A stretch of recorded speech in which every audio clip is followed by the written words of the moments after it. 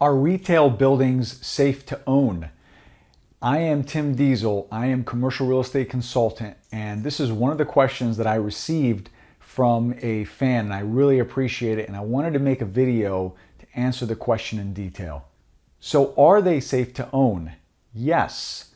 Can they be dangerous? Absolutely. Every investment is at risk. Don't ever forget that. Anybody tells you anything's bulletproof, absolutely not true.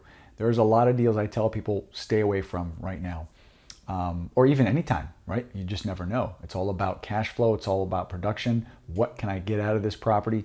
All that fun stuff. So let's talk about retail for a minute. Now, retail is very tricky. For the last probably, 3 to 5 years, retail's changed, and I think it's going to change a little more.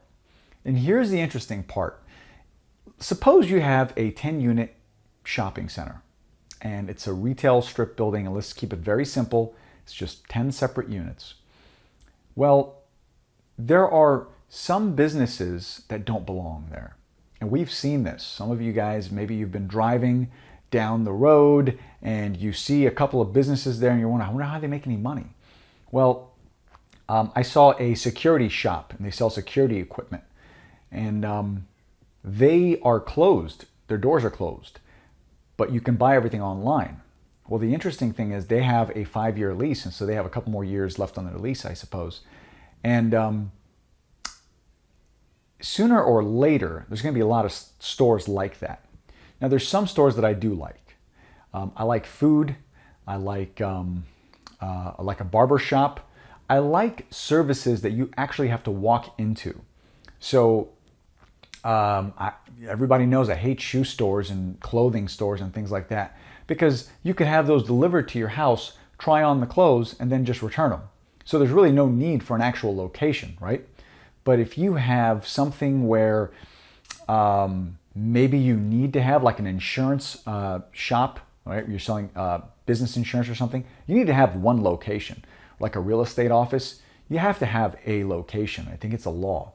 Doesn't mean everybody's going to go there necessarily, but you have to have a physical presence.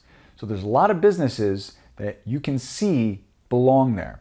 Now, if your shopping center of 10 units has those strategic businesses in place, you're going to be much better positioned. Is it dangerous still? Yeah, businesses fall out all the time, but businesses are never going to go away. Banks are always going to give business loans. The government is always going to want to help businesses employ people. So don't ever think retail is just going to die and it's going to go away. Absolutely not. Now, keep that in mind when 10 or 15 years ago, shopping malls were really big, right? Everybody used to go to the mall. A lot of those stores you really don't need. You can just order all that stuff. But the food court sometimes is always busy because you have to go there. They're not going to deliver. It just kind of depends on what it is you're looking for. There is like candle shops, things like that. Maybe you want to smell them. I could see how maybe that could be in there, but it's not a necessity. It's not something you absolutely need to have in there. So it just kind of depends on what it is, right? So you're always going to need like a tailor. Unless maybe you have one come to your place or one of those kind of things. So really look at the demographic, look at the types of businesses you have in your location. And a key opportunity is if you see anything less than 80% vacant. Because what happens is that's going to open the door to owner financing if the seller wants to sell, because banks won't typically finance those types of deals. And I'll do another video on that, telling you the best way and the best approach to get your hands on those properties, because there's going to be a lot of opportunity coming up, a lot. And you want to be prepared. You want to be positioned to find those opportunities. So be careful. If you are buying retail right now, don't be scared of it. Just find something that you know is a staple to the community, you know will stay there for a little bit.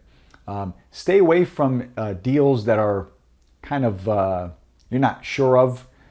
And if the leases are small, I always say stay away from. I mean, if it's a year left on the lease, I don't like those. Unless you have a letter of intent from the tenant that they're going to stay for an extra 5 years or 3 years or whatever the case is. So I hope that was helpful. If you guys have any questions on anything else, please let me know. I'd love to help you.